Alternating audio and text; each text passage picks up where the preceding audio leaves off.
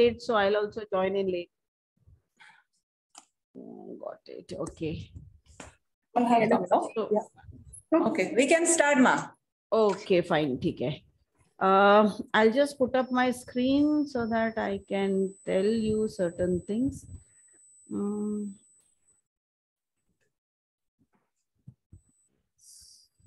Screen sharing is enabled. So I guess you can see my screen. Yes, ma'am, we can see. Can we ask that if you can get ma'am, can we get the PPT? Yeah, why not? In fact, you want, I'll share it with you. I mean, if they need it, because I've just made it very concise, very chota sa to the point like that. Yes. So definitely you can, you know. Okay, ma'am. Thank you. Yes. So now if you see here, what we have is this.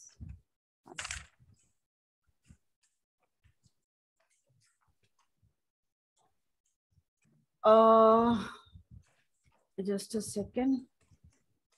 I'm not going on the bird's eye view, I guess.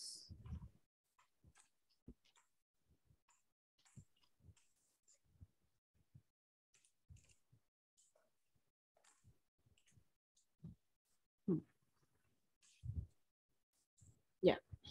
So, of course, today I'll try and finish it faster because jurisprudence as it is was too vast for me even to give a overview of that. But today I'm just going to touch upon Indian Penal Code. Not that I want to touch upon the offenses, but there are certain things which I as a teacher feel that any person who is studying this subject for the first time need to know certain things about, you know, the baseline of this particular code. So if you see under Indian Penal Code, the first and the foremost thing that I and you as a student need to know is that the criminal law in India basically is codified in penal code and in the criminal procedure code. That is how we have this thing. Just a second. Yeah. Okay, that means if I have to become a criminal lawyer tomorrow, see, we are studying criminal law for what purpose? So that tomorrow I can venture into that area of working. So if I have to become a criminal lawyer, you meet any policeman, you meet any topmost lawyer, one thing they keep telling you is that when you are studying criminal law, there are 3 laws which you must study very nicely to make a good lawyer. One is the Indian Penal Code, the other one is the Criminal Procedure Code, and the third one is the Indian Evidence Act. Now, these 3 are the 3 laws which come together. You cannot read them, study them in isolation. So as the first year student, if you're studying law of crimes and Indian Penal Code only is there, it's only for the reason that, you know, you cannot be dumped with everything at the first year itself.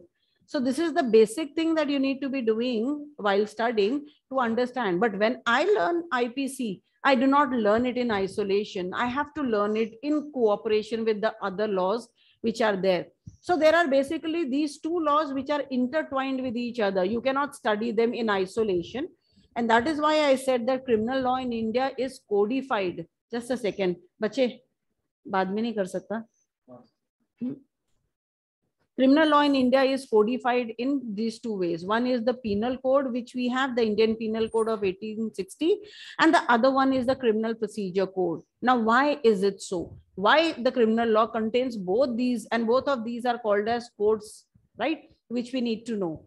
Now, if you see, the first thing is that Indian Penal Code is a substantive law. And when I say substantive law, I mean that IPC is basically dealing with offenses. And this code, this law states what matters will afford an excuse to a charge of an offense. Means what act is a crime, what omission is a crime, and what is the punishment prescribed, what are the do's and don'ts. This law just tells you that. And that's all about it, full stop. What next? A crime is committed. Is it a crime or not? Indian Penal Code will tell you, yes, this is this kind of crime and this is the punishment prescribed. If you want to get an excuse, if you want to get exempted of that criminal liability, then there is one of the chapters on general exceptions which you will study. Please study them very carefully. That exception chapter will tell you that how to come out of this criminal liability. That is all criminal IPC is doing for you, nothing less, nothing more. However, to proceed further to understand, you'll have to go to Criminal Procedure Code. And this code, CRPC, which we call, it was made in the year 1973, the latest version that we are studying. Okay. Of course, it was originally made in 1861 itself. Immediately after Indian Penal Code was made, the Criminal Procedure Code was also executed. It came into picture with a lot of amendment changes and overhauling. In 1973, finally it came into picture, and today the CRPC that you people are studying is this of 73.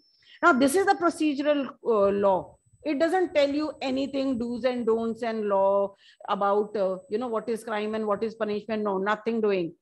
CRPC tells you that if a person has committed a crime under Indian Penal Code, then what is the procedure of taking action against that person? Namely, first of all, lodging an FIR, how the police will lodge an FIR, how investigation will be done, what is the nature of offense which he has committed, and what is the procedure of taking legal action against him right up till booking him and punishing him. The whole detailed procedure is given in this code. Now, IPC being the substantive law covers or has 511 sections, and CRPC on the contrary has 484 sections within it. So one is theory and the other one is practical, and both the things together, as a student of law of crimes, you will be studying in your first and second year, I guess, right? But for the day today, I'm just going to focus on not on CRPC but on Indian Penal Code. The first and the foremost thing that I need to know as a student of criminal law, and mind it, even after so many years of practice and this, that of teaching and all, I'm still a student. Still, I feel I know very little about this law. So you can imagine, if a teacher knows so little, how little would you know? And you have to go beyond us and learn a lot more. So when I talk about IPC, students basically think that the subject is very easy. No wonder it is very interesting.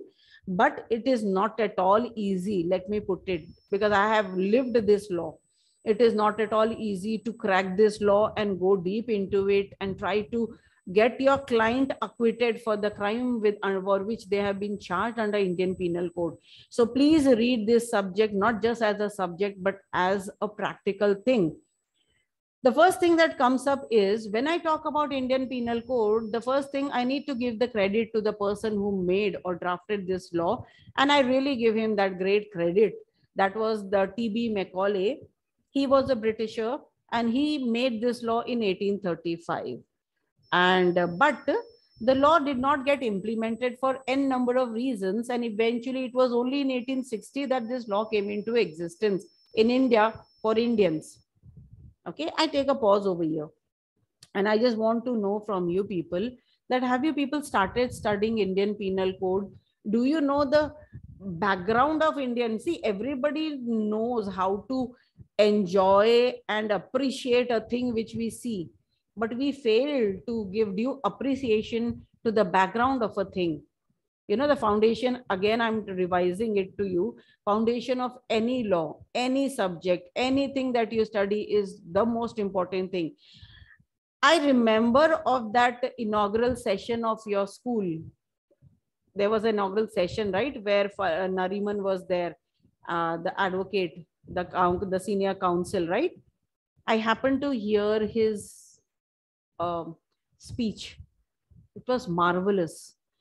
I noted one thing, and that was the background knowledge that he had. Leave aside the law and their interpretation, the background, the English background, the common law system, that was at the tip of his fingers. And that makes him an eminent lawyer. Not reading the provisions and mastering them and ratifying them doesn't make you a good lawyer, minded. Check out all the senior counsels in the high courts, in the Supreme Court, and you'll find that their foundational knowledge is tremendous. So do not jump into a law without knowing the baseline. Let it be IPC, let it be law of torts. You know, there's a history behind law of torts and why this law of torts, a common law thing, is used in India, and why India is called as a common law country. These are all foundational things which makes you an intelligent lawyer rather than just a lawyer. So please do stop and focus on all these things. I want to know from you now is that if you have started with Indian Penal Code, are you aware of the historical background, why the hell did somebody like T.B. Macaulay came all the way to India for 4 years, and why did this man make this law for us? What was the need for making this law? I want, somebody from your side also to interact with me. Otherwise, it will become very boring for you. We didn't know. No, We haven't done it. You haven't started, right? Okay, fine. Okay. Now, I'm privileged, I would say. I'm a lawyer, I'm a teacher, but, I thank my principal. She made me to teach certain subjects in pre-law. I was very apprehensive. Pre-law, no, law, no. You won't believe that in pre-law, in 5-year law course under Mumbai University, they have a subject called as history of courts, legislative history. And I'm a proud teacher of that subject. And you won't believe it that for past 300 years, what has transpired in India before independence, I got an opportunity of reading it. That made me a little more knowledgeable person. And that was the time when I started appreciating our judicial system and trying to understand why our judicial system, however good or bad it is, why is it so? Why is Indian Penal Code made in 1860 and till date we have not dared to repeal it? Why? There has to be something in it, no? So if I can quickly take you back to a small little, as somebody said, madam said rightly that nice story. And I believe that, law is a very difficult area of working. But my job as a teacher is to make things so simple that the students start feeling, oh my God, this is so simple. Actually, it is not so simple. But then how do you take that thing makes all the difference. So I'll tell you a small little thing about this particular the code, and so that you appreciate where we are heading to. Yes, Samir, would you want to say something?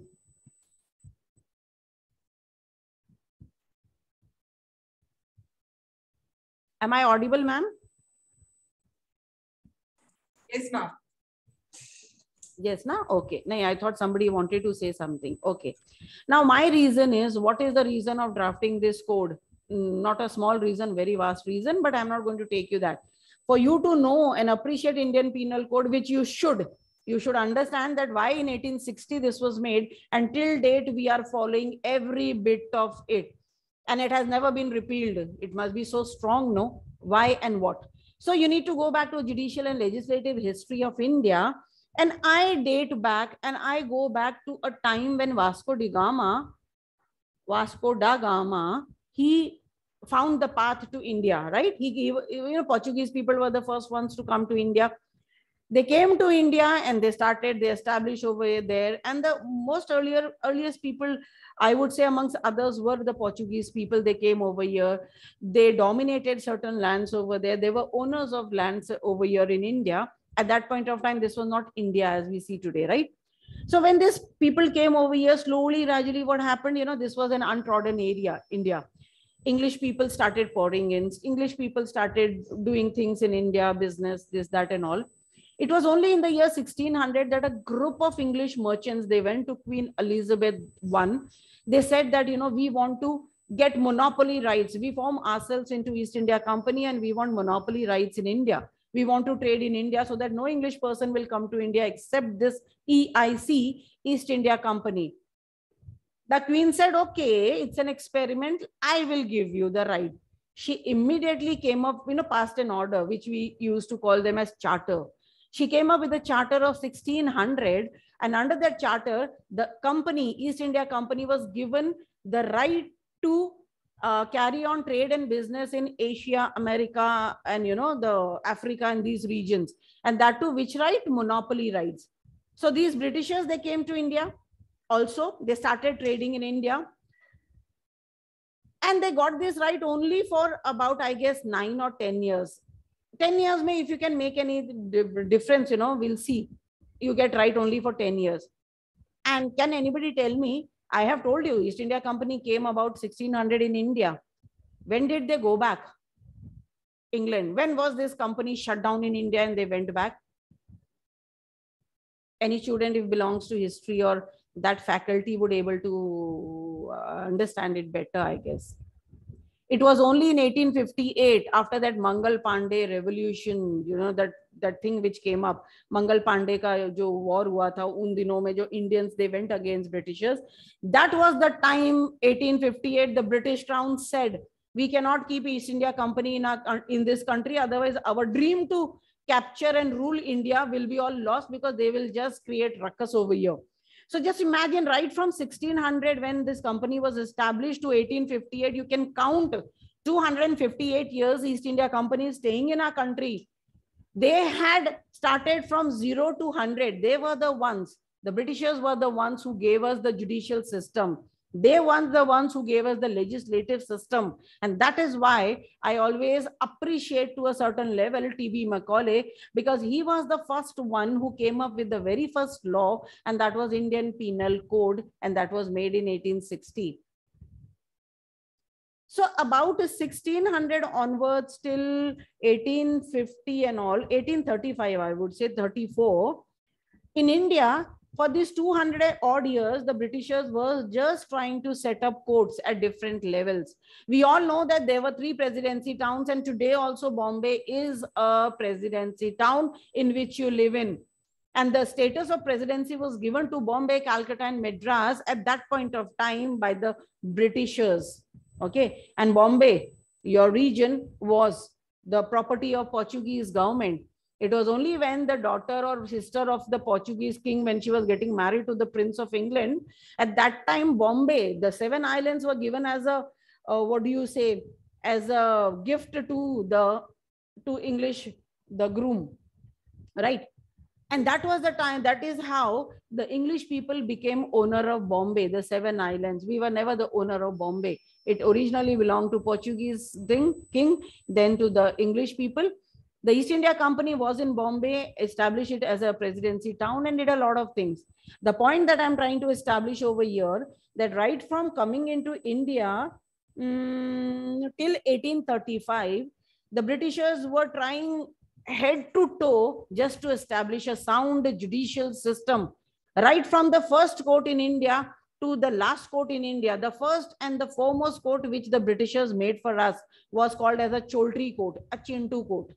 And the best and the biggest court that they made in India, in 1935, was the Federal Court, equivalent to the Supreme Court of today. So they gave us every kind of court, and today the judicial system that we live in is somewhere, it is their contribution that we are having this system. But we were just having courts, we were not having laws. And Britishers knew very well that India is divided into very many religions, predominantly Hindus and Muslims. Then, the French, the Europeans, the Portuguese, the Parsis, everybody were there. It was all khichdi in India. But they knew that India, who is ruled by the Mughal people, right from, I think, 11th or 12th century, the Mughals were ruling us. There was an emperor all the time. When the Britishers, the East India Company, entered into India from Surat, at that time, Jahangir was the emperor of the country. They seek permission, please allow us. And then, things went on and on and on. They flourished to such a level that they changed the shape of India. They changed everything in India. They were the pioneers who gave us all the courts. But there was a small problem. Aapne courts to de diye. Kanun kidhar hai? There was no law in the country. What to follow? And, in the whole of this thing, you need to, as a student of law, need to go back to the judicial history and see that it was somewhere around 1765 that changed the whole course of Indian system. What happened over that time? At that time, it was the 2 wars that took place. War of Buxar and Plassey. Suna hoga, history mein pada hoga.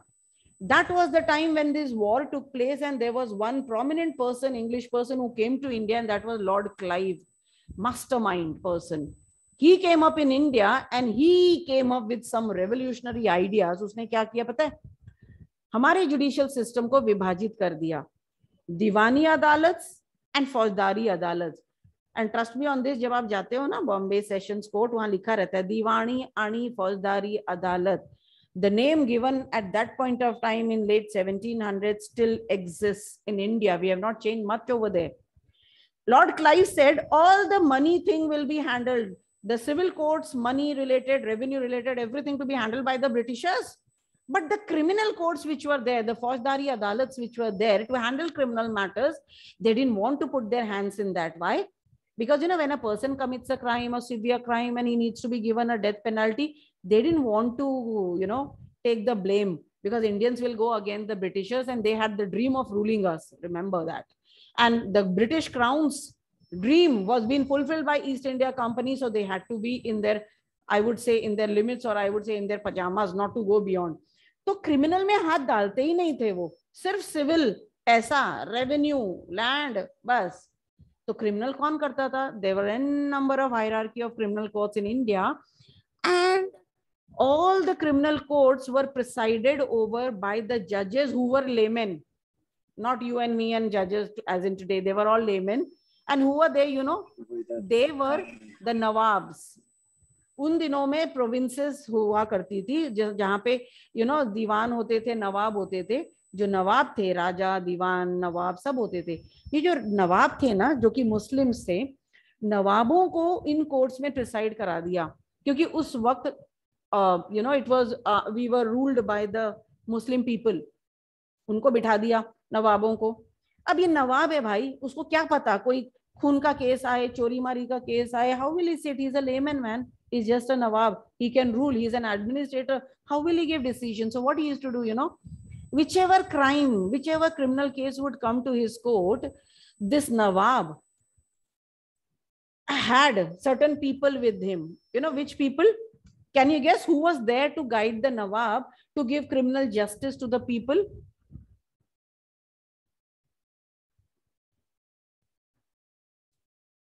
Am I audible?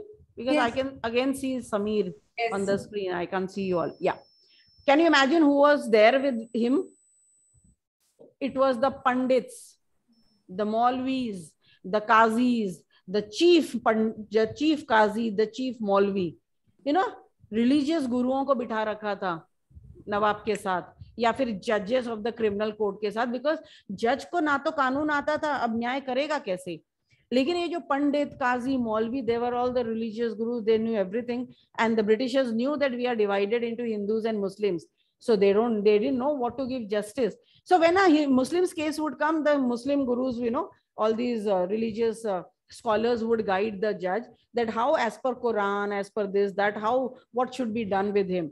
So that way, you know, somehow they were managing at that point in time. But this was very stupid way of running the judicial system. But it was better, na? Rather than having nothing, at least we were having something. At least the Britishers were experimenting with the judicial system. Then what happened, you know, this thing was going on, and it was seen that there was a time was reached when only the Muslim rulers had their own religious laws, and these religious laws were being used in the criminal court. So if anybody commits a crime and comes to the court, there was no law in the country, no criminal law in the country. It was the laws of the Mughal rulers or the Muslim rulers. You know, they were the ones who made the criminal law. They will decide how and what judgment and what punishment should be. So absolute dearth of law in our country. Okay, things were going on and all. They were just experimenting. And then again came the second turning point. And that was when Lord Cornwallis came to India. I think it was in 1793, Lord Cornwallis came. And he was asked to again, you know, arrange our judicial system nicely. So when he saw, okay, civil is going on right under English people, but criminal ki kya halat kar rakhi hai? The Muslim people are governing the criminal justice system as per their religious things. And the rules which were followed were so horrible, very horrible. They would cut the hands of people. They would have their own religious laws. There was no law when it came to criminal justice system. It was absolutely arbitrary.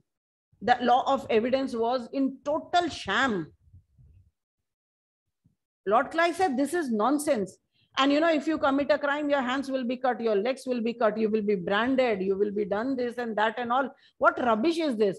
He said that, you know, no criminal court, while hearing the case, while punishing the culprit, cannot give inhuman punishment. He changed the whole course. Everything was changed. And remember Lord Cornwallis, because he not just brought a revolution in the criminal justice system in India, but he also brought the police system in India. Today we have police and all, which you people, go and check out, because police is an agency. It is the backbone of our system. Without them, nothing will move only. He was the one very progressive banda, and he came up with all these things. He was the Governor General. Let me also point that out. Lord Cornwallis was the Governor General of India in 1793 or so, I guess, right? And then there was a turning point which came up, and things became little better, because he gave up the criminal law, how the punishment should be, how the rules of procedure of hearing the matters, criminal matters should be there. He came up with some revolutionary ideas, and this was going on and on, but still not up to the mark. Things moved on. And now came 1858. And before 1858, somewhere in the early 1800s, the British Crown felt that EIC is not doing a good job. We need to pack them and get them away from here. Now the British Crown themselves need to take over India and rule India now. And when they thought of taking over India, the first thing that came up in their mind was they came up with the Charter Act of 1833. And what did British Crown say? The British Crown said, we have the judicial system for Indians, no problem. We have accepted Indians as divided into Hindus and Muslims, and accordingly our judicial system is, but we will not be able to rule these people in this country unless we have proper laws in India.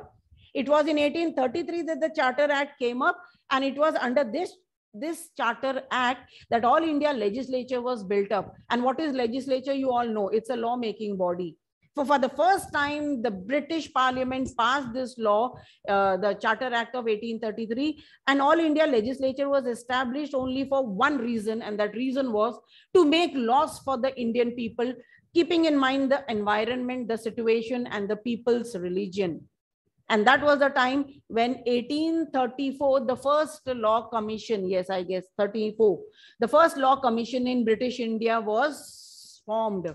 Lord Macaulay, T.B. Macaulay was the chairperson, and the bhari zimmedari given to him was what? Please make laws for the Indian people, because they are like, Hindus, Muslims, and we don't know how to rule them. We need laws to control them. That was the time, T.B. Macaulay remained in India only for 4 years. I'm sure I'm right, only for 4 years. He studied Indian people, and he was the one who drafted Indian Penal Code, and he left India in 1838, and before that he gave the draft copy to the Governor General at that point of time, and he went away. The moment he went away, the law commission, the first law commission, crumpled down, because he was the only mastermind working there, nobody else. The other members were not of much use. The second law commission came up, and it was only in the second law commission that, they took the draft Indian Penal Code made by Lord Macaulay. They applied their mind that how good and bad this law is. And it was at that time that it was, sent to the Governor General, gave the consent and all those procedural aspects. And in 1860, finally, this draft, which was made in 1835, came into existence. And today, you and I, we all study this law. So that is the greatness of this law. I say that, till date, we have just been able to make a lot of amendments suiting to the need of the hour, but the law has been made very strong law made over here, which now you, the budding lawyers, are studying.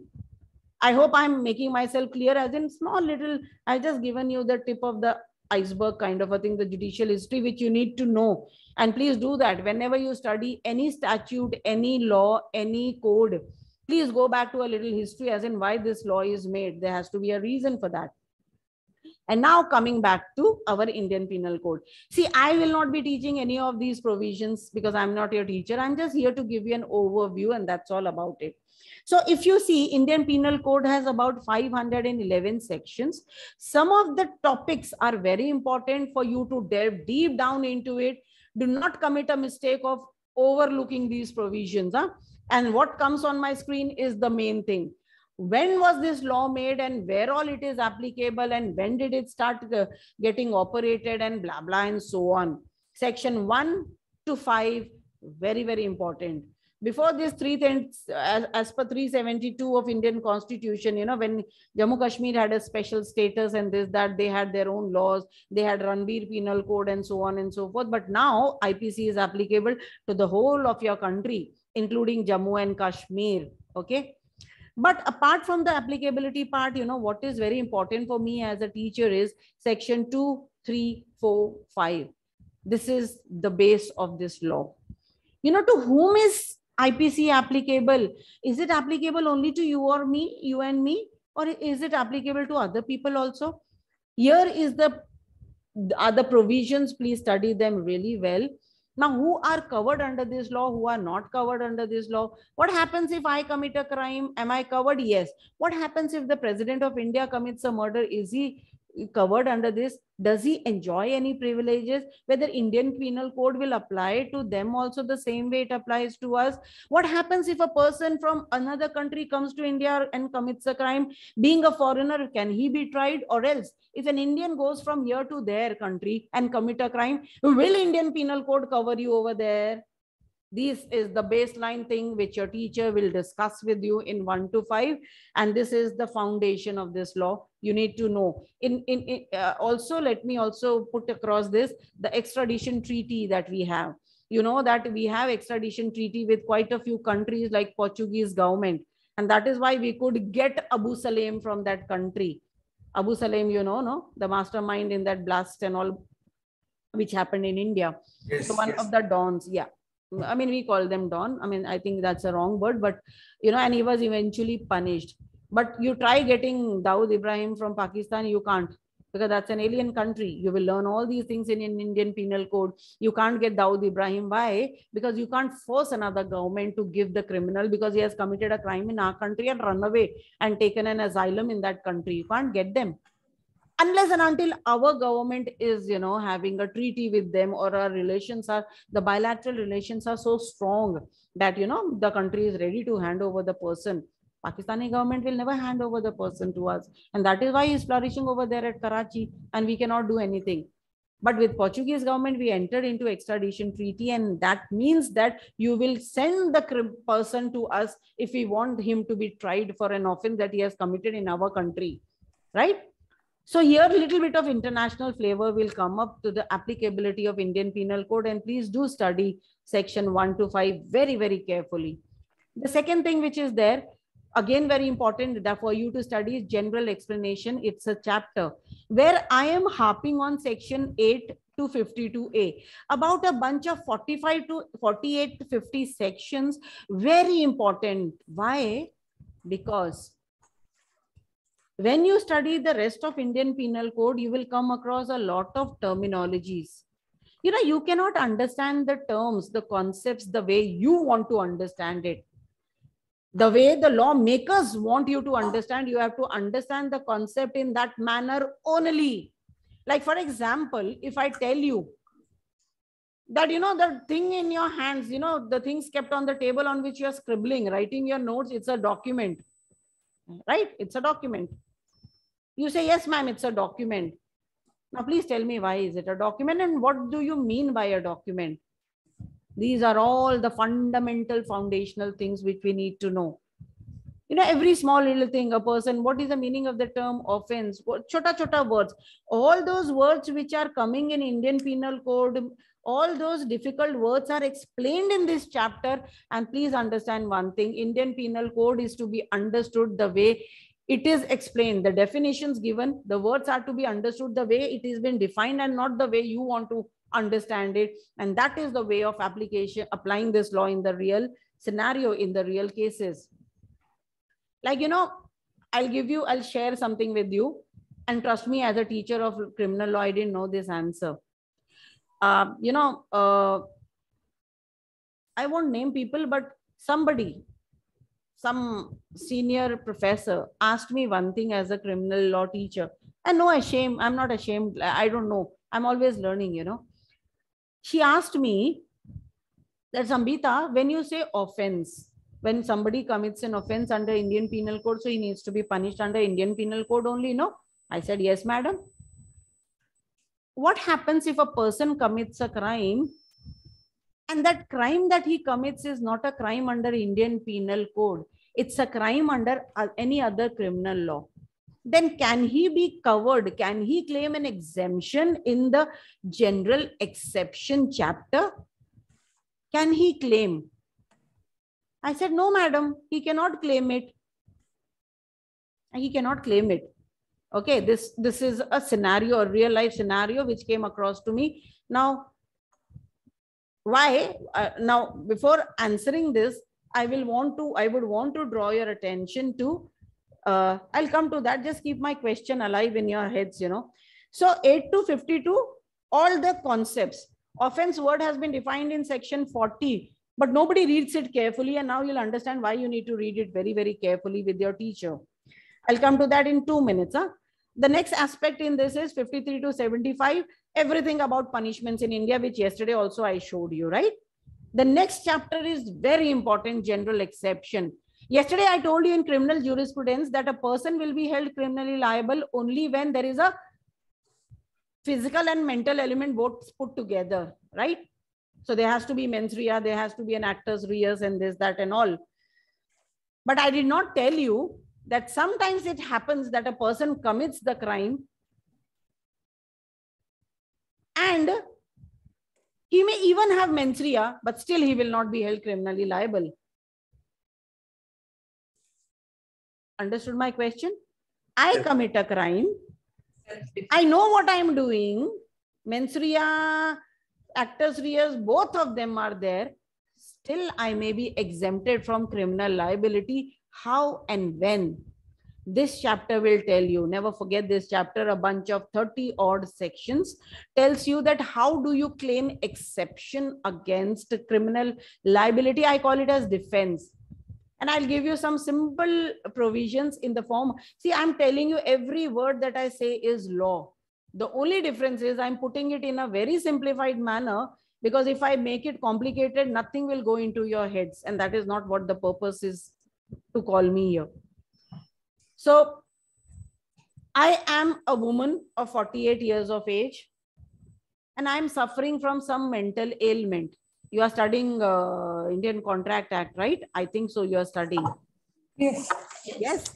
Yes. If I'm not mistaken, there is a provision under Indian Contract Act. I'm not a contract teacher, but I still remember that. I think section 11 and 10.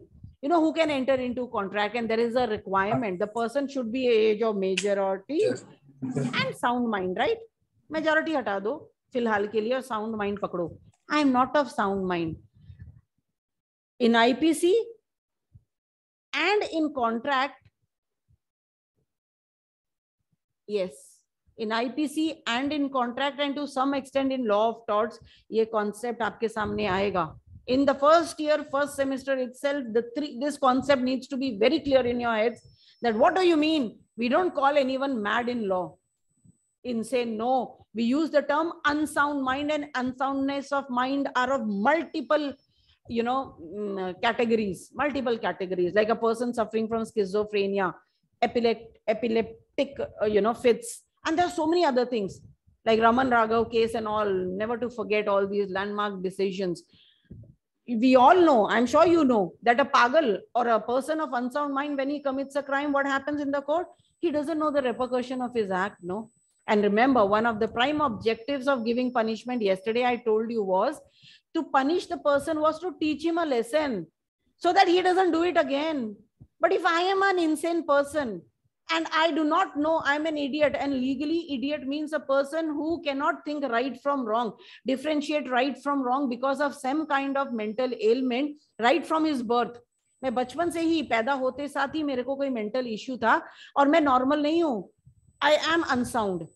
Now, मुझे अपनी ही अच्छा बुरे की समझ नहीं है, मैं दूसरे के साथ अच्छा बुरा क्या करूंगी? The purpose of giving punishment is to teach a person a lesson. I told you yesterday. But tell me, is a person of unsound mind capable of knowing the good from bad? Obviously not. He doesn't know what is right and what is wrong. And I always cite this to my students also. When I was young, there was a mad boy running around in the locality. Anybody teasing him, he would pick up a stone and threaten, I will hit on your head and tere sar pe marunga, main lal lal pani niklega tere sar se. He doesn't know wo lal lal pani blood hai, because he is not able to understand things. Now just imagine, if a person is of unsound mind and he commits a crime, will it be right and just to punish that person for committing that crime? He will never, if you're punishing him, he'll never understand what he has done. And that is why our law protects such people. and exempt them of criminal liability. You will study McNaughton's rule, an English case of 1800 or something. Your teacher will guide you all. That a person who is minor, chota bachcha, pagal admi, somebody who is involuntarily intoxicated, a lot of situations may, if you commit a crime, you may not be held liable. You can always raise those defenses, claim those defenses. For example, I'll give you, a woman is getting raped. Somebody is raping a woman. What will the woman do? Obviously, you don't have the muscular power to overpower the man, and he is huge. What will the woman do? In order to save herself, she can go about to kill the man, and she is absolutely justified. Why? Because section 100 of this part says that she will be exempted. This is the defense that she has. Tomorrow in the court of law, if she can prove that she has killed the man in exercising her right of private defense, she will be exonerated of criminal liability. That much importance is placed to this particular chapter. And कौन से लोग कौन से गुनाह exempted होते हैं, वो सब आप यहाँ पढ़ेंगे और बहुत ध्यान से पढ़िएगा, और उसको कोर्ट में कल आपको एज अ डिफेंस लॉयर में भी आपको यूज करना पड़ेगा. The next segment is abetment of crime. Many a times a person doesn't see, if I commit a crime, I'll be booked for that and I'll be punished eventually. But many a times it happens, like you must have studied in your law of torts also, something called as respondeat superior. Ya fir qui facit per alium facit per se, means you get your things done by someone else. Ya fir I am not committing the crime, but I am aiding, helping, assisting, instigating someone to go and commit a crime. So if I commit Reshmi ma'am to go and commit a crime, she commits the crime, definitely she will be arrested if complaint lodged, and she will be punished if proven guilty. But what about me? Poor thing, she didn't want to. Maybe I instigated her. Maybe I abetted her. Abetted means helping someone to commit a crime. Maybe she never wanted to commit the crime, but I am the mastermind. I wanted her to commit the crime. So I poked her from behind and she went and committed the crime. So the person who commits the crime, no doubt he is criminally liable, but the person at the back who has abetted the commission of crime need to be punished as well. So a bunch of 107 to 120, very interesting, that what is the punishment prescribed for me to abet. So if I abet her to go and kill some Mr. X, she goes and kills Mr. X. So for murder, she will get the punishment under 302. But what will I get as a punishment? If it is proven that I was the one who abetted her, then what is the punishment prescribed? Not easy. Nowhere in Indian Penal Code anything of this is written, that punishment for abetment to commit murder, no provision is there.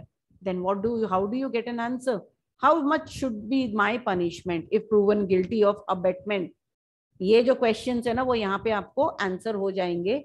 And I'll not tell you the answer. Let you probe into the answer and see that what is the punishment. So Reshmi ma'am and me, we both are at par. She has committed the crime, I have abetted. So in the eyes of law, we both are equal. And that is why abetment क्या होता है आपको detail में यहाँ पढ़ाया जाएगा. Similarly, conspiracy, only 2 sections. What do you mean by conspiracy? Abetment includes conspiracy, but not necessarily that a conspiracy. So many people coming together, 2 or more people coming together and conspiring or planning to commit an offense. All of them have the same common intention under section 34 of Indian Penal Code, all booked together. Not necessary that I may actually have committed a crime. I may be the mastermind sitting at my place or maybe outside the country, and I have roped in other people to go and commit the crime. The fact that we all are bound by the same common intention will hold us all liable. So not just for the offense that we are committing, but we will also be charged with section 120B for being a part of this criminal conspiracy. Very important provision for you. Then you have now henceforth, after all these basic things, all the different kinds of offenses start pouring in your way. So to start with offenses against the state, which you must have heard, waging the war against government. I think this should be repealed now. No cases come up like that nowadays, except for 124A where sedition, you'll often find judgments on that. You'll often find these cases happening. मतलब भड़काऊ speech देना, इस तरह से देना सरकार के against की लोगों को against कर देना. लेकिन कुछ नहीं होता इंडिया में. पता है क्यों? क्योंकि I have the fundamental rights as well. Freedom of speech and expression. Article 19(1)A going nowhere. मैं बोल सकती हूँ. तो जब इन लोगों के ऊपर ये लगता है ना सेडिशन, तो बहुत मुश्किल होती है लगाना उसको, धारा को, क्योंकि वो अपने फंडामेंटल राइट का इस्तेमाल कर रहे हैं in a democratic republic structure. We are democratic and we are republic. सरकार अच्छा काम नहीं करती, I have every right to say. Does that mean that I am filling hatred, inducing people with hatred for the government? No, this is my right. I am the citizen. I am the citizen. And India में for the people, by the people and of the people का जो concept चलता है इसीलिए है. So ये कैसे, ये कौन सा offense है, इसमें क्या है, waging war क्या होता है, that will be dealt with. Anything that you do relating to disturbing the public tranquility, इसमें बहुत सारी चीजें हैं, like affray. रेशमी मैम और मैं रास्ते में मारामारी कर रहे हैं, झगड़ा कर रहे हैं, होता है ना, चू चैं चू. It's also an offense, affray. You will learn all those things over here somewhere. And riots, you know, all these things will come up down the line. That riot, what does happen? When riot happens, it's basically the public tranquility, शांतता भंग हो रही है.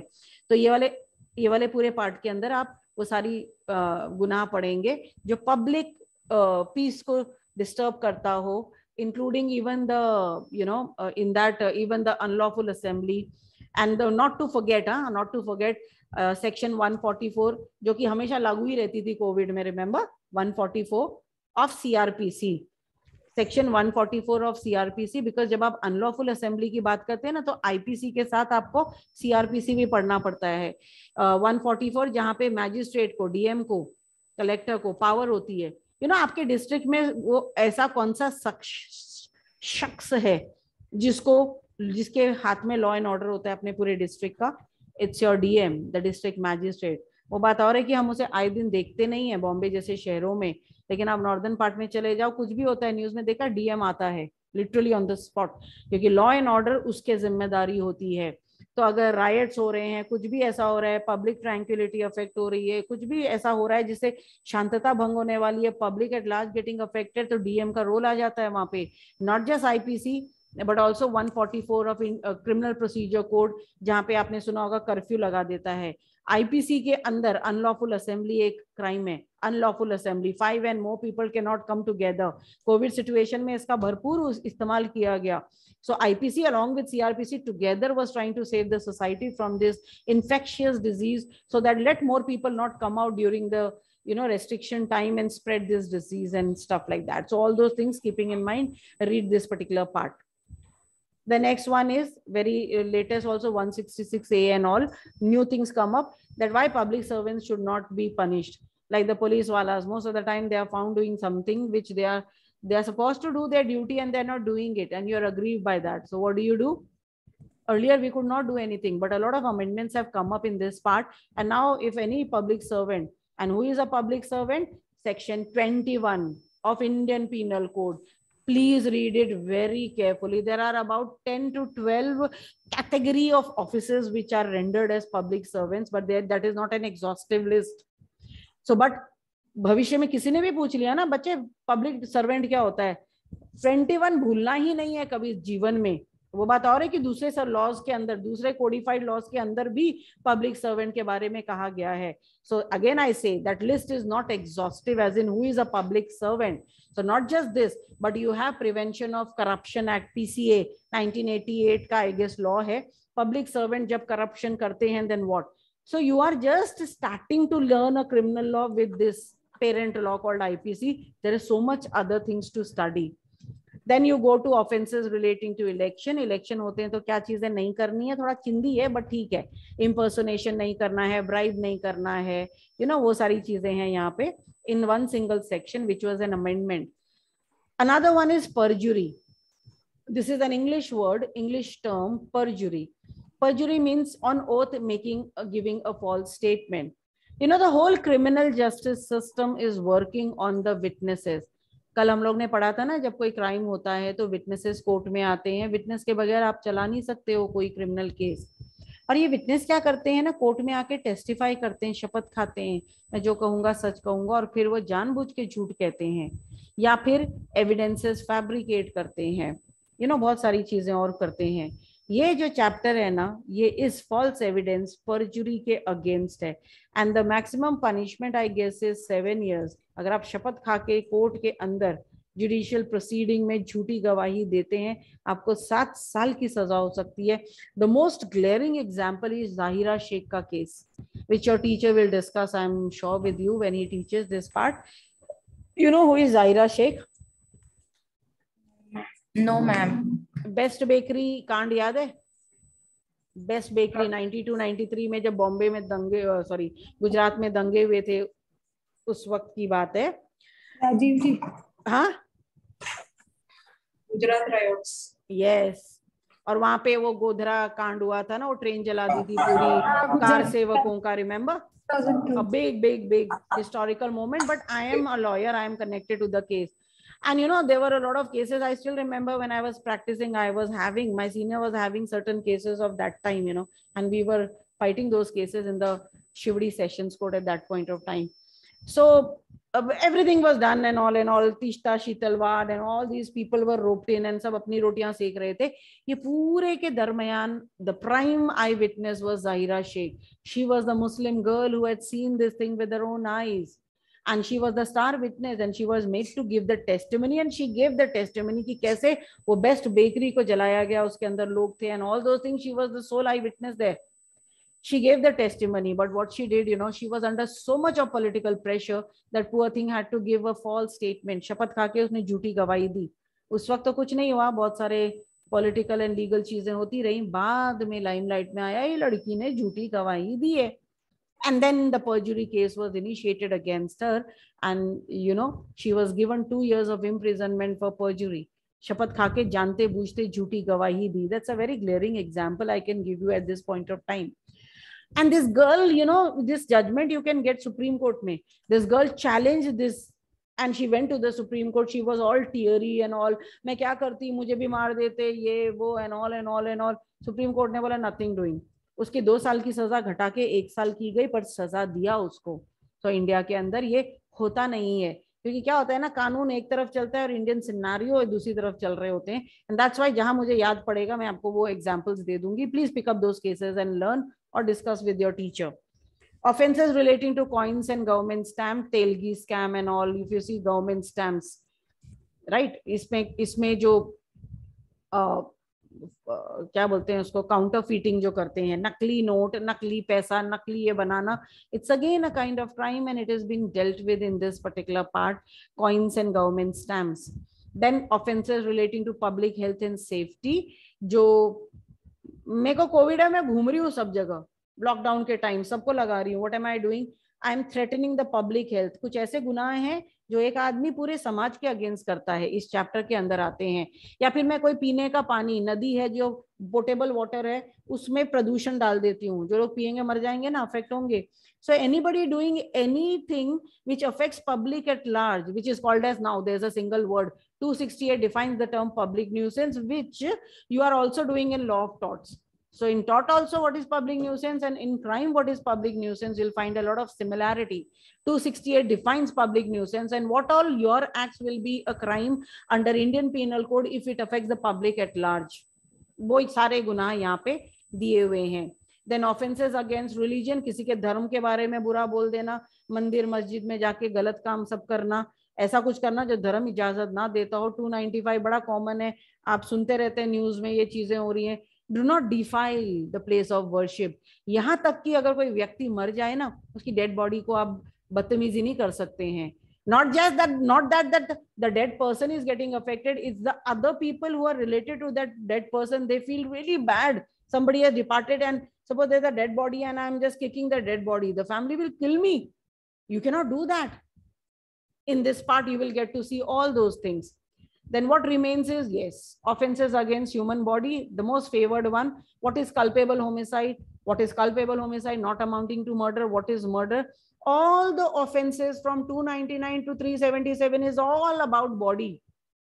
Be it murder, be it kidnapping, be it rape, be it sexual assault, name it, including unnatural offenses, the last one, 377.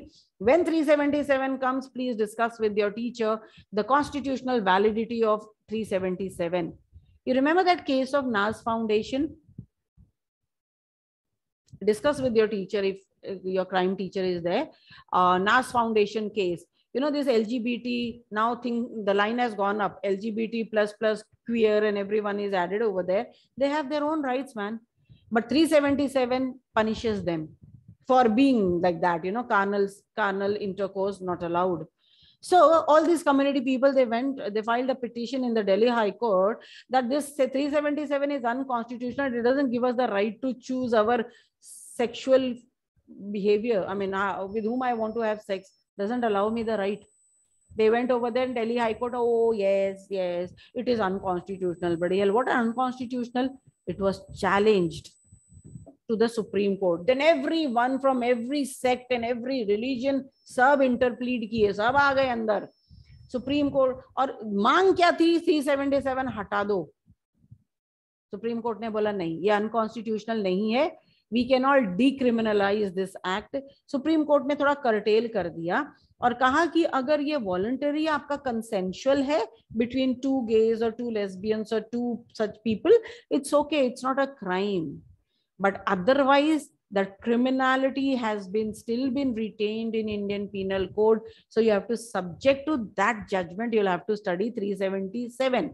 So I'm just giving you food for thought. That's all about it. Then, you know, in this, what comes? Affecting life, causing miscarriage. बच्चा गर्भ में है, आप जानते हो, मारा आपने, मर गया बच्चा. It's also a crime. Hurt. I hurt you. Physical hurt. ना फिजिकल हर्ट के अंदर बड़ी सारे होते हैं. एक होता है मैंने आपको सिर्फ हर्ट किया, इंज्योर किया, फिजिकल टच किया, बैटरी मारा, थप्पड़ मारा, it's a normal simple hurt.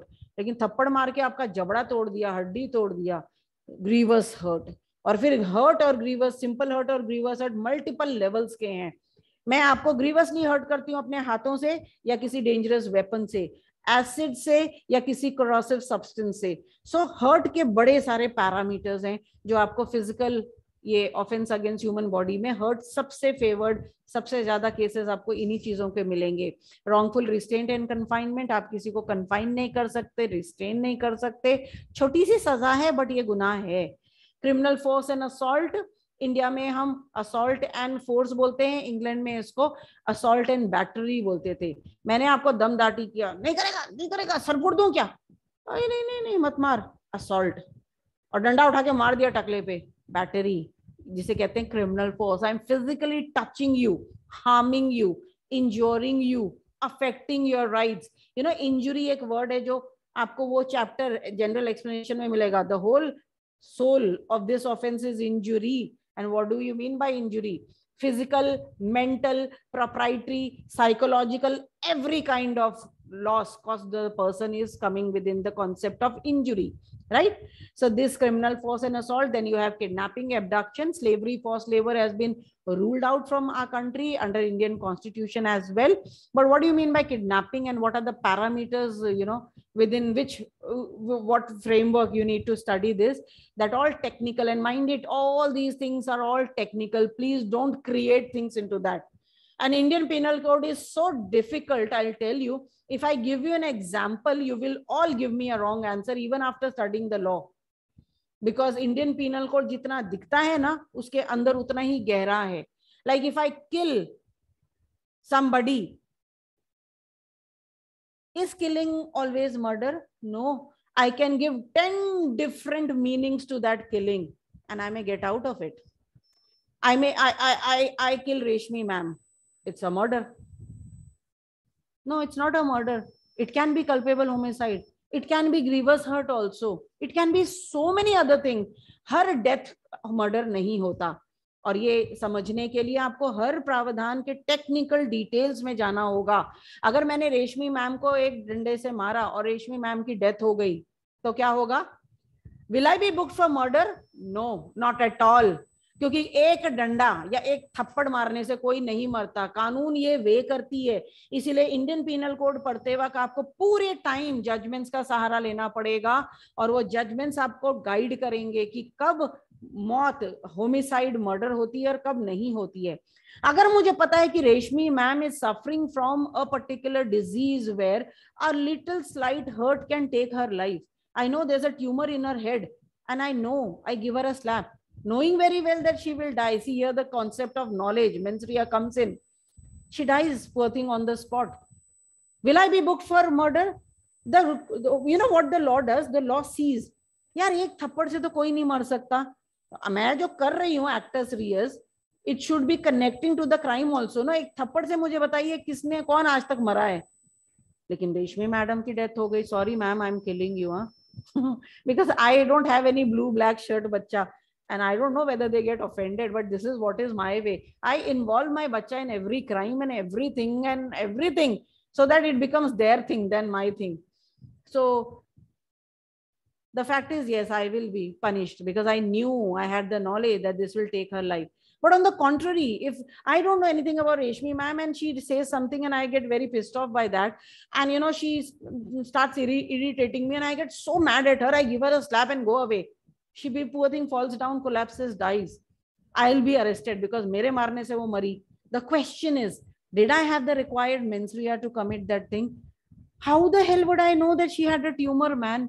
The courts have ruled there that no, even though this is the case of homicide, still Sambhitha will get punishment only for grievous hurt. This makes Indian Penal Code so technically complicated. I'll give you n number of situations and you won't be able to gauge ye kaun sa crime hai.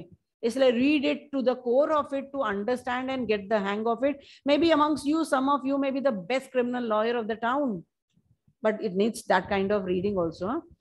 Now, I think this should be, this is a typographical error. Huh? I'm sorry.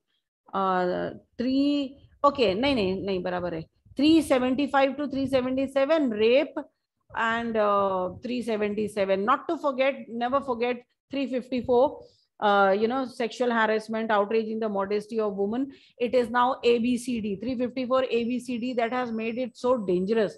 So boys, be aware of these things, you know, voyeurism, following a woman, stalking, and all these things, including acid attacks, have been added over there. And the punishment for acid attacks is death penalty now. Now, with the changed 2013 Criminal Amendment Act, a lot of changes have come into picture. The last few things are offenses against property, which includes theft, extortion, robbery, and dacoity. You know what I tell my students? These are 4 brothers. Sabse chota bhai chori, theft. Second number का भाई extortion, फिर robbery and फिर dacoity. ये 4 भाई हैं. क्यों मालूम है? 390 पढ़ोगे ना, अगर 390, तो आपको ये theft and extortion उसमें added मिलेगा. वहां पे थोड़े से कंफ्यूज हो जाओगे कि रॉबरी और थेफ्ट में क्या रिलेशन है. ठीक है, तो इस पार्ट को बड़े ध्यान से पढ़ना. और मैंने इनको सबको रिलेट किया क्योंकि चारों ऑफेंसेस रिलेटेबल हैं. Then criminal breach of trust. somebody commits a breach of your trust. You know, I trust you and you commit a breach of my trust. How do you commit a breach of trust? Like, you know, in criminal breach of trust and criminal misappropriation of property, you know, I have something with me and you take away that thing, I die. I have a gold ring, you have taken it away. Or else, you know, I have entrusted my property to you and I say that please keep it, you are a good friend of mine. You utilize that thing for your own self. This is, don't you think it's a breach of trust? I gave you with the trust that you will keep my property safeguarded, but you did not do that. And here comes that particular law of Specific Relief Act, which you will be studying along with Contract Act. So in Specific Relief Act, what reliefs you can claim from the court? One of the relief is asking for that thing which I gave you. तो मैंने एक antique piece आपको दी थी, उसकी शायद से market value नहीं होगी, लेकिन सेंटिमेंटल वैल्यू बहुत हाई है. I had trusted you. I was going to my native place. I trusted you. I gave you my thing. You should have kept it properly. Instead, you sold it and appropriated the money for yourself. It is not just criminal breach of trust. You have misappropriated my property. So what is the difference between the two things? चोरी मैंने किया, लेकिन चोरी करने के बाद में मैंने रेशमी मैम को वो सामान बेच दिया. Reshmi ma'am has received the stolen property, whether knowingly or unknowingly. In both the cases, she will be in big trouble. And if she knows that, yeah, this is stolen property, it always happens in robbery. Robbers सोना दागिना सब चुराते हैं. पहली चीज जो वो करते हैं ना, किसी स्किलफुल बंदे के पास जाके कन्वर्ट कर देते हैं. क्योंकि अगर आपने मेरे घर में रॉबरी करी है तो मैं आइडेंटिफाई ना कर सकूं. जब पुलिस उसको पकड़े और सोना रिकवर करे तो मैं बोलूंगी हाँ ये मेरा गोल्ड चेन है, हाँ ये मेरा ये है.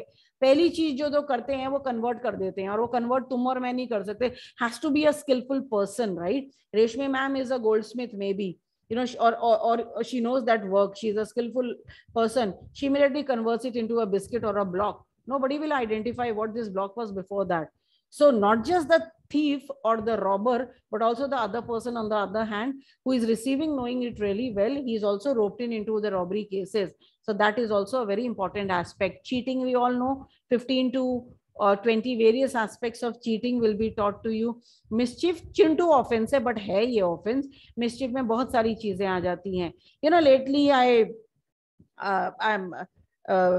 you know, किसी जानवर को परेशान करना and stuff like that, किसी जानवर को मार देना, ये बहुत छोटी सी चीज है हमारे देश में, लेकिन you have so many laws to that effect, municipal laws, you know, the prevention of what do you say,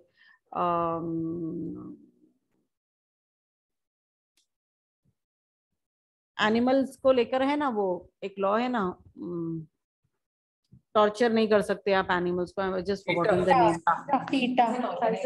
PETA is there, but along with PETA there are other laws also. Prevention of just went off my head. Prevention of cruelty to animals. PCA, and there are other allied laws to that effect. We have Animal Welfare Board of India and a lot of things. But apart from that, you know, 425 and all says that in one of that, you know, that animal ko ye karo. It's a chintu offense. 200-400, I think 50 rupees, 200-400 rupees fine hai, kuch to aisa hai, and you just get away. And that's why we don't respect animals. You know, one of my students, you know, she found a shopkeeper hitting a dog so badly that the dog eventually died. And the reason of death was pneumonia. I don't know I should cite it or not, but yeah, there is a case, and I want the people, the students, to get up and wake up. हम mischief को बहुत छोटे offenses में लेते हैं, but band इससे भी बजा सकते हैं. And you know, for killing the dog, one of the provisions, she you know, invoked that provision. The person did not show any regret. So what, he will sit over here and litter over here, what will I do and all. That poor dog died so badly, and we were all shaken up, you know. The girl said, ma'am, what to do?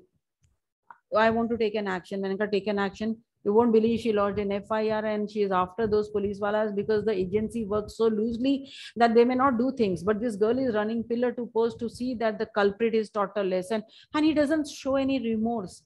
Now, thanks that there is a law over here, and the best part is that, you know, we were studying what, how, and what all. The best part is this offense, the thing that this man did, you know, killed that dog. It's a mischief. Legally, it is called as mischief. It's a cognizable offense. And we saw that, you know, he should be taken, right action should be taken, and that matter is still, you know, under investigation. And I'm keeping a follow-up as in what is happening. So it's not that we are just going to study the criminal law and forget it after that. How do you implement it in the real world? That is something you need to know. Criminal trespass, unlike taught, you will study what is trespass, but under criminal trespass, all these provisions will tell you what all included in trespass. In fact, when I say trespass, a lot of things are included, you know, house breaking by night, and this, that, a lot of things. घर फोड़ी बोलते हैं जिसको, and all Marathi के अंदर, वो सारे गुनाह आप यहाँ पे सीखेंगे. What remains is offenses relating to documents, marriage के अंदर most favored we will get across 494, 97, bigamy and adultery. Now adultery is done out with. Today we say that it's highly unconstitutional, and please discuss with your teacher why it is unconstitutional, why the Supreme Court rendered it unconstitutional. Henceforth you don't have this offense, okay? At the same time, bigamy is there. 498A very much popping up nowadays, you know, where the women go against the husband and the cruelty of the husband, all those things and everything. Study it critically, because those are the most cases which you get around you. Defamation is the last thing over here. You will study. Defamation is a wrongful act which is civil also and criminal also. So if somebody defames me, I can pull him to the court of law and claim compensation because I have a huge reputation and he has tarnished my reputation, and I will value my reputation and the loss that is caused to me, and I will claim that amount. And politicians do that. Crores mein mangte, you'll get ample of judgments on them. At the same time, criminal also, because sirf paisa leke nahi, mujhe I want to teach him a lesson, I want to punish him. So 499 के defamation में मैं डाल सकती हूँ. There are a lot of things in that. When does it amount to? And punishment is not more. It's only up till 2 years. That's all. So chintu offense according to me.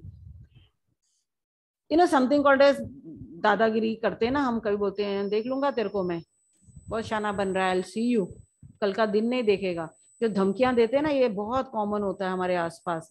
504, 506 very very favoured police के अंदर, और उसमें लिखा रहता है उनके complain के अंदर 504, 506 धमकी देना, जान से मारने की, सामने वाले को शांतता भंग करना, वो वहां पे आता है। Chintu offence yet again. And the last offence here is whenever you commit an offense you are punished, but do you know that attempting to commit every offense of Indian penal code is also punishable? So I am committing theft, I will be punished under 380 of Indian penal code for theft. But what happens if I am attempting to commit theft and I am caught and I have not completed, the commission of theft has not taken place? Can you take an action against me? Before 511, there is no provision in Indian penal code which says that attempt to commit theft will be having so and so punishment. Nothing is there, but still you can lodge a complaint for attempt. Why? Because 511 says that attempt of committing any Indian penal code offense is also punishable. What is the punishment given over there? So you need to check that, right? So 511 sections distributed like this. You have to focus on which to study first and which are the most important ones, and that will be what is there with this. But one small little thing, if you permit me, of course this is something which is there, and I really hope that you people study Indian Penal Code with from your bare acts. You know what a bare act is? Yes.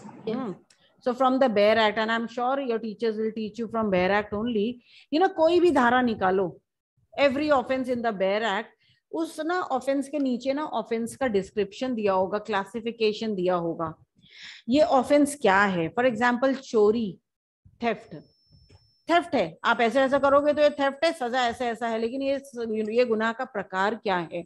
Once again, going to the jurisprudential aspect and the legal aspect otherwise, तो ना वो offence को classify करना बहुत जरूरी होता है. कल कोई आपके पास आएगा, बोलेगा अरे यार पता है क्या, मेरे बेटे को ना पुलिस वाले ये गुनाह बता के लेके गए हैं, यार बता ना क्या करना है. आप क्या बोलेंगे? नहीं यार मुझको नहीं पता, मैं तो अभी स्टूडेंट ही हूँ ना, फर्स्ट ईयर का. भाई नहीं, तुम अभी बता सकते हो क्या होगा. कैसे? एटलीस्ट तुम गुनाह को क्लासिफाई तो करो. सबसे इंपॉर्टेंट चीज क्रिमिनल लॉ के अंदर होती है classification of offence. I did not take it yesterday for the paucity of time we had. Secondly, because it was not it is a part of Indian Penal Code, and I think the teachers don't much harp on that thing. But right at this level, when you are studying about theft or any offense under Indian Penal Code, somebody asks you, and then and there you can tell what is the nature of this offense. And that is what is the beauty of this subject that you need to be knowing. And here I have 3 things in line. I'll just guide you through the way and just check it out for your own, on your own, and discuss it with your teachers. The offense, when I commit an offense, you know, whether it is chori, dacoity, robbery, rape, murder, whatever, you know, offenses are divided in 2 kinds. One is cognizable and the other one is non-cognizable offenses. I heard from your principal, your director, ma'am, that some police station visit was taken, right? You people had even visited the police station. And every police officer will tell you, ये ना cognizable है, ये ना non-cognizable है, हम इसमें FIR करते हैं, हम इसमें NC करते हैं. शुरुआत ही हमारी यहाँ से होती है, लॉ तो बाद में पढ़ना होता है हमको. तो ये होता क्या है, अब ये आपको पढ़ना पड़ेगा. ये आपका आईपीसी का पार्ट नहीं, और आपके सब्जेक्ट का नाम आईपीसी नहीं है, माइंडेड. सब्जेक्ट का नाम क्या है आपके? Law of crimes. And it is not in isolation you are studying, you have to connect to certain other things as well to understand IPC much better. Section 2 of CRPC, you know, defines this word cognizable and non-cognizable. I don't want to show and burden you with that, but you study on your own. Under Section 2, this word is defined. And what is the simple meaning? If I commit chori, now you want to know whether chori is cognizable or not, what will you do? That Section 2 tells you. Cognizable offense means an offense for which the police officer can arrest you without a warrant of arrest. He's got the power to do that under CRPC, and he will do it very beautifully. The moment he gets a complaint, he will lodge the complaint. So if I commit a cognizable offense, FIR will be lodged. Police will come in action. They will investigate. They will file a charge sheet. You will be taken to the court. You will be tried, and eventually either you'll be convicted or acquitted. सो गुनाह का IPC में जितने भी गुनाह आप पढ़ोगे आपको then and there पता पड़ेगा ये गुनाह पुलिस एफआईआर दर्ज होती, मतलब ये गुनाह ऐसा है क्या कि जो इसमें पुलिस एफआईआर दर्ज कर सकती है कि नहीं, ये तभी के तभी आपको पता चल जाएगा. Don't have to wait to come to the final year और second year to learn that. Non-cognizable means an offense for which the police doesn't have the power to arrest you on getting the complaint. And I want to, for your information, if you are keen, understand, if I commit a cognizable offense, 154 of CRPC applies, which says that an FIR, मैं police को जाके बोलती हूँ ना, साहब इसने मुझे मारा, रेशमी ने मुझे जान से मारने की कोशिश की, साहब please lodge my complain, he will lodge FIR under 154 of CRPC because what I am complaining that Reshmi tried to kill me, attempt to murder 307. 307 is a cognizable offense. You will study in Indian Penal Code. And for 307, because it is cognizable offense, police वाले को पता है cognizable है, FIR दर्ज करनी होगी 154 में. Lalita Kumari versus state of UP का जजमेंट पढ़ो, landmark judgement on lodging of FIRs, right? However, 155 tells you that if the offense is non-cognizable, very simply the police has no power to do anything. आप क्या करते हो, साहब मेरे साथ ये हो गया, ये जो रेशमी मैडम है ना, ये मुझे आए दिन धमकियां देती है जान से मारने की, मैं बहुत डरी हुई रहती हूँ साहब, रातों को नींद नहीं आती साहब. रेशमी मैडम ने क्या किया है, 504, 506, both the offenses are non-cognizable in nature. तो जब मैं पुलिस के पास जाती हूँ, वो मेरी कहानी सुनते हैं, उनके माइंड के अंदर चल रहा है अच्छा ये नॉन कॉग्निजेबल है, हाँ ठीक है, हम एनसी कंप्लेन लिखते हैं, they will lodge an NC complain and they will ask you to go to the court. वो समझाएंगे भी नहीं. अब आते हो बाहर है, फालतू पुलिस है, कुछ नहीं किया उन्होंने, ऐसा नहीं, वो फालतू नहीं, उन्होंने सही किया. If the offense is non-cognizable, the police wala just will take your complaint, NC complaint, give you a copy of that. You will have to go to the court. Under section 200 of CrPC तुम्हें direct case file करना पड़ेगा court के अंदर, private complaint, criminal complaint, direct to the court. The police will not intervene primarily in such cases. समझ रहे हो? तो काफी गुनाह आईपीसी के अंदर कॉग्निजेबल हैं और काफी नॉन कॉग्निजेबल है. कॉग्निजेबल गुनाहों को हम पुलिस केस कहते हैं, नॉन कॉग्निजेबल गुनाहों को हम कंप्लेंट केसेस कहते हैं, प्राइवेट क्रिमिनल कंप्लेंट कहते हैं. इतना आप जान लें, और आप अगर आपके टीचर के साथ डिस्कस करते हैं तो सीआरपीसी के कुछ एलिमेंट्स राइट यहाँ ला सकते हैं. Don't have to wait for the next year to learn that. So learn where it is required to be learn. Go beyond your ambit. बाहर जाओ, क्योंकि आइसोलेशन में कोई लॉ नहीं सीखा जा सकता. दूसरी चीज है, जो गुनाह मैंने किया बेलेबल है कि नॉन बेलेबल है, ये चीज हम में से हर किसी को पता होती है कि ये जो गुनाह मैंने किया इससे बेल मिलेगी कि नहीं मिलेगी. यहाँ पर भी अगर आप देखेंगे ये दोनों ही शब्दों का डेफिनेशन ना सेक्शन 2 में दिया है. और सेक्शन 2 बहुत सिंपली कहती है. सेक्शन 2A कहती है व्हाट इज बेलेबल ऑफेंस. वो कहती है बेलेबल ऑफेंस का मतलब है ऐसा ऑफेंस जिसे बेलेबल दिखाया गया है शेड्यूल 1 के अंदर. मैं बच्चों को पूछती हूँ ना, फाइनल ईयर के भी बच्चों को पूछती हूँ मैं, बेटा बेलेबल ऑफेंस क्या होता है? मैडम जो ऑफेंस बेलेबल होते हैं ना वो, और छोटे मोटे ऑफेंसेस हाँ बेलेबल. मैंने कहा ये जब मेरे सवाल आते हैं ना तो जवाब लीगली होने चाहिए. मैंने आपकी ओपिनियन तो मांगी नहीं है, हम लॉ से डील कर रहे हैं, हार्डकोर लॉ से. So when my student says that no, मैं बोलती हूँ एक बार फिर सोच ले बेटा. और फाइनल ईयर का बच्चा गलत जवाब देता है. आप इमेजिन कीजिए हमारे कन्वेंशनल यूनिवर्सिटी मुंबई यूनिवर्सिटी में ये सब थर्ड ईयर में पढ़ाया जाता है, फाइनल ईयर LLB में. पढ़ाने के बाद जब मैं पूछती हूँ ना वाइवास एंड ऑल में, मैडम बेलेबल का मतलब होता है जो ऑफेंस बेलेबल होता है. मैंने कहा ये ट्राई कौन करेगा ऑफेंस? मैडम छोटा मोटा ऑफेंस होता है ना, 1-2 साल का सजा होता है ना तो बेलेबल है. मैंने कहा तुझे किसने कहा? नहीं मैडम ऐसा ही है. No, I want a cogent answer, I want a legal answer. You can't give me a legal answer. What are you going to stand before the judge and tell him the law? Get your client out of the clutches of law. You have to just deal with law and not to tell stories. I am telling you story to make it interesting, but law is not about stories, mind it. There is a schedule in CRPC and that is the Gita for us. उसके अंदर ना IPC की सारी धाराएं डाली हैं. कौन सा गुनाह कॉग्निजेबल है, कौन वही गुनाह बेलेबल है कि नॉन बेलेबल है, वहां पर दिया है. तो कानून कहती है आप लोगों को, आप लॉयर्स को, कोई भी गुनाह बेलेबल तब होता है जब शेड्यूल में उसको बेलेबल दिखाया गया है. तो तुम और मैं डिसाइड नहीं करते हैं गुनाह बेलेबल है कि नहीं है, right? So that schedule tells us, I'll just show you a schedule after that schedule just for your reference. That's all about it. And non-bailable means an offense which is shown as non-bailable in that schedule is all about it. Full stop, nothing more, nothing less. Please don't come up with an answer that no, it is bailable because, and let me also add on to that for those who are progressive learners, section 436 to 439 of criminal procedure code deals totally with bails, totally. 436 deals with bailable offense में कैसे bail मिलती है, 437 deals with non bailable में bail कैसे मिलती है, 438 deals with anticipatory bail and 439 deals with the power of the high court and the sessions court to grant bail. आपका lower court में बेल रिजेक्ट हो गया, 439 में आप ऊपर जा सकते हो. So everything about bail CRPC schedule में and 436 and all. Now why I'm giving you this, because when you're learning a case, suppose you're studying Indian Penal Code and I happen to visit your class, and if you are studied halfway, you are midway into IPC, and I ask you immediately, okay, tell me, this white bacha, is kidnapping a cognizable or non-cognizable offense or a bailable, non-bailable offense? He starts thinking, think करने की जरूरत ही नहीं है, schedule रखो अपने पास, schedule में जो दिया है बात खत्म.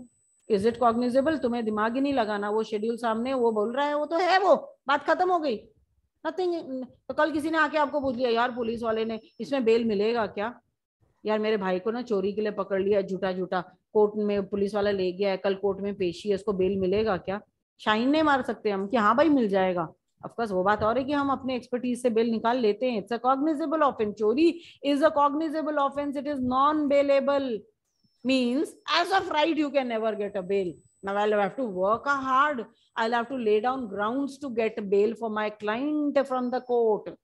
By nature it is non-bailable. All the serious offenses are non-bailable in nature. All of them are mostly cognizable but not necessarily, right? So that is one thing which you as a crime student need to learn. And the last thing is section 320 of CRPC which talks about गुनाह ना compoundable होते हैं. कल तो हमने देखा कि अगर I file a civil case against Reshmi ma'am, बाद में हमारी सेटिंग हो जाती है, यारी दोस्ती हो जाती है, तो I will withdraw the case, the court will never raise objection. But suppose I try to kill Reshmi ma'am 307 and she goes and lodge an FIR because 307 is a cognizable non-bailable offense. She goes and lodges an FIR, the police wala investigates the matter, and afterwards, and you know, after investigation, the final report होती है ना police की, जिसको हम chargesheet कहते हैं, वो उन्होंने सबमिट कर दिया कोर्ट में. Now it is the job of the court to inquire and start the trial. At that point of time, जब ट्रायल शुरू होती है ना, तब तक मैं रेशमी मैम को पटा लेती हूँ.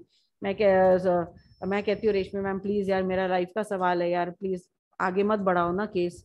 तो रेशमी मैम बोलती है अब मैं क्या करूँ, अब कोर्ट में चला गया है केस, नहीं आप विड्रॉ कर लो ना केस, कंपाउंड करो ना, कॉम्प्रोमाइज करो ना, विड्रॉ करो ना.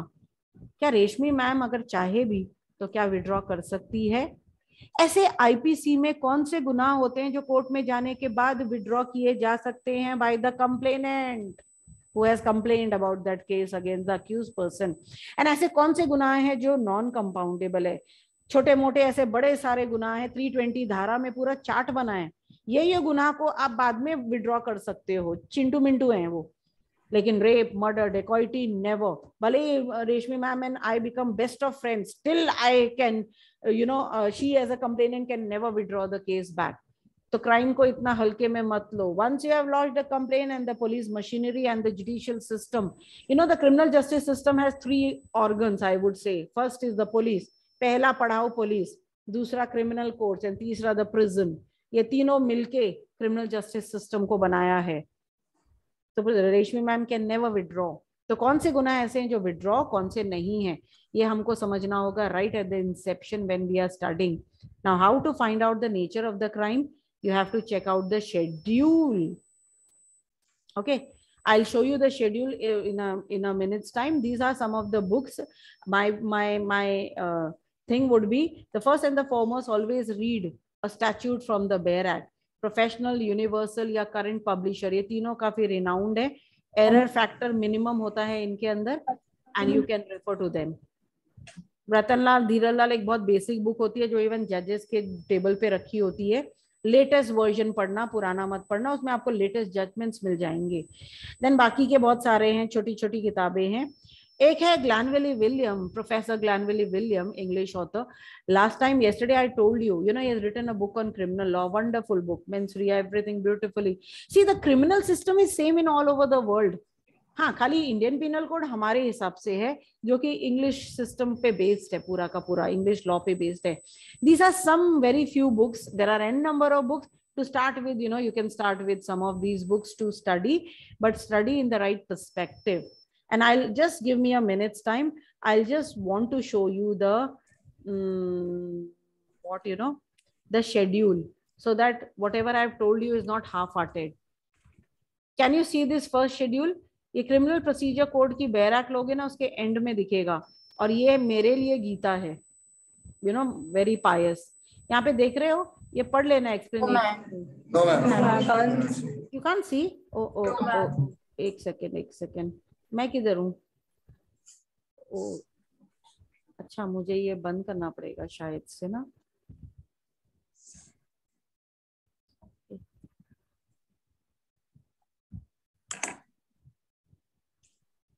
हाँ, सो अब मैंने ये बंद कर दिया ना, तो just give me a second, just see it and leave it or take it.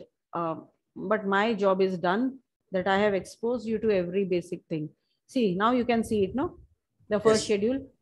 See this explanatory note. In regard to offenses under Indian Penal Code, the entries in the second and third column given here need to be seen. Now, basically, IPC में सजा कहाँ से शुरू होती है? 109 से 108 तक explanation चलता है. I'll just enhance it for you to see it better. ये देख रहे हो, शेड्यूल 1 का फर्स्ट पार्ट है offences under Indian Penal Code. If you want to know IPC में कौन सी गुनाह का प्रकार क्या है, थोड़ा सा ये जो मैंने डाउनलोड किया तो थोड़ा सा ऑफ बीट हो गया है ये, लेकिन सेक्शन है ये दिया, ये ऑफेंस कौन सा है वो दिया है. ये जो पनिशमेंट है ना, यहाँ पे ये पनिशमेंट है. उसके बाद में कॉग्निजेबल है या नॉन कॉग्निजेबल है, बेलेबल, नॉन, एंड कौन से कोड द्वारा, ये ऐसे 6 कॉलम्स हैं. तो अगर मैं इसमें से सपोज कोई भी एक लेती हूँ, let's say something that we all know, कोई ऐसा गुनाह जो आप लोगों को पता हो, ये सब चिंटू मिंटू है ना, लेट्स से, हाँ 299, okay 300, okay let's say culpable homicide 299 is just a definition. The 300 is the penal provision which it defines what the murder and culpable homicide is. 299, ये एक तरह से इसका 298, 299 as I said, it's a definition of murder and culpable. penal provision ही यहाँ पे दिया, मतलब जिस धारा में सजा प्रेस्क्राइब्ड है वो यहाँ पे दी होगी, तो उसकी सजा है मर्डर, एंड उसके लिए सजा है 302 में. Murder, what is the punishment? Death or imprisonment for life and fine. What is the nature of this offense? Is it cognizable or non? Obviously cognizable.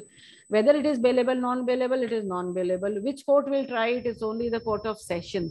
So here, as a student of criminal law, you just not need to know the criminal law. You also need to know the hierarchy of courts right at this juncture. जो आपको law of crimes 2 में पढ़ाया जाएगा, वो अभी आप जान लेंगे तो अगर विजिट करते हैं तो आपके लिए काफी आसान हो जाएगा practical utility of this subject देखने के लिए. And then culpable homicide not amounting to murder 304 के लिए ये है सजा. Ditto mean same as above, ये भी कॉग्निजेबल है, ये भी नॉन बेलेबल है, और ये भी tried by court of session. कोई भी गुनाह उठा लो, शेड्यूल जाओ नेट पे, शेड्यूल 1 डाउनलोड करो, you can get to know the nature of that offence which you are studying in Indian Penal code.